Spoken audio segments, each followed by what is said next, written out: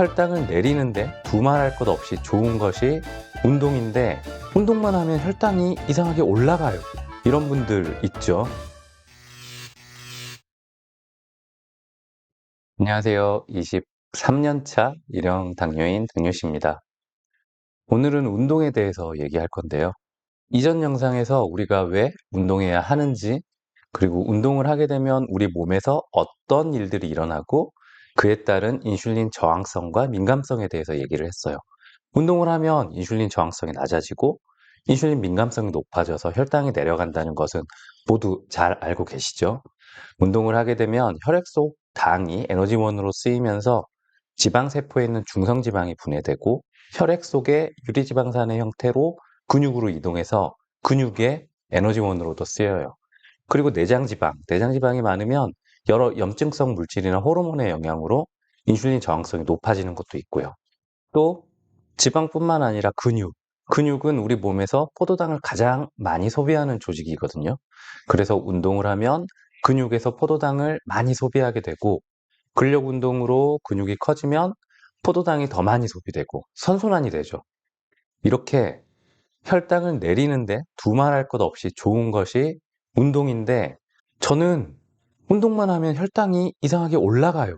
이런 분들 있죠. 아마 혈당이 올라간다는 분들은 평소에 운동량보다 더 심한 격렬한 운동을 하거나 혹은 장시간 운동을 하신 분들일 거예요. 예를 들어서 헬스나 PT를 심하게 하거나 또는 100m 달리기를 하거나 혹은 수영 마라톤을 하고 나서 운동 후에 고혈당이 되는 분들 있을 거예요. 결론부터 말씀드리면 고혈당이 된다고 너무 걱정하지 마시고요. 자연스러운 일시적인 경우가 많아요. 고혈당이 되는 이유, 간단하게 세 가지 정도로 요약을 해볼게요. 첫째, 간의 글리코겐 분해 때문이에요. 우리가 유산소 운동을 하면 지방을 사용하게 되는데 근력 운동이나 심한 유산소 운동이나 아니면 오랫동안 운동을 공복에 하게 되면 우리 몸은 급격한 혈당 변화를 유지하기 위해서 우리 간에 저장된 글리코겐, 포도당을 분해해서 사용하게 돼요. 이건 굉장히 정상적인 반응이고요.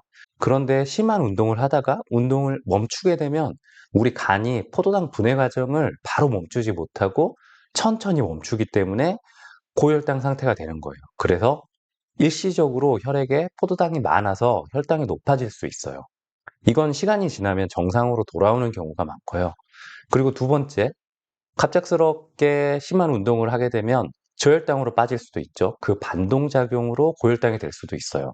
소모기 현상이라고 하죠. 혈당 수치가 너무 낮으면 우리 몸은 아드레날린이나 코티졸 같은 스트레스 호르몬이 분비되고 이 호르몬은 간을 자극해서 글리코겐을 분해시켜요.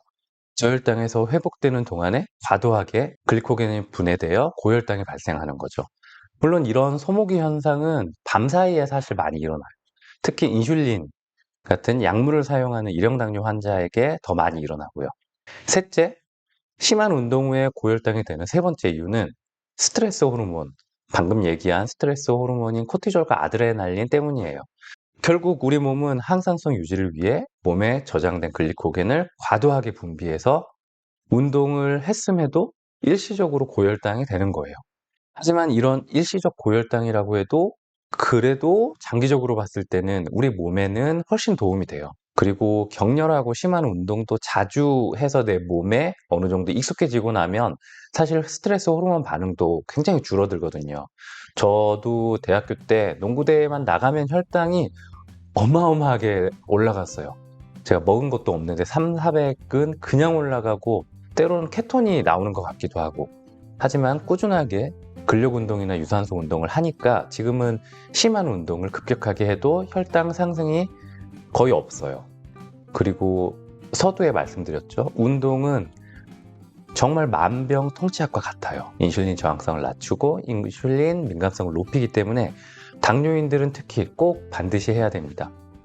그리고 내 몸에 인슐린이 얼마나 민감하게 반응하는지는 사실 사람마다 다르고 생활 패턴, 식습관, 운동 습관에 따라서 다 달라질 수 있어요. 그래서 각자에게 맞는 운동을 하는 것이 중요하고 본인에게 잘 맞는 약이나 인슐린을 사용하는 것이 중요해요. 오늘 영상은 여기까지고요. 짧은 영상이었지만 도움이 꼭 되셨으면 좋겠고요. 다음에도 더 유익한 영상으로 찾아오겠습니다. 다음에 또 만나요. 안녕.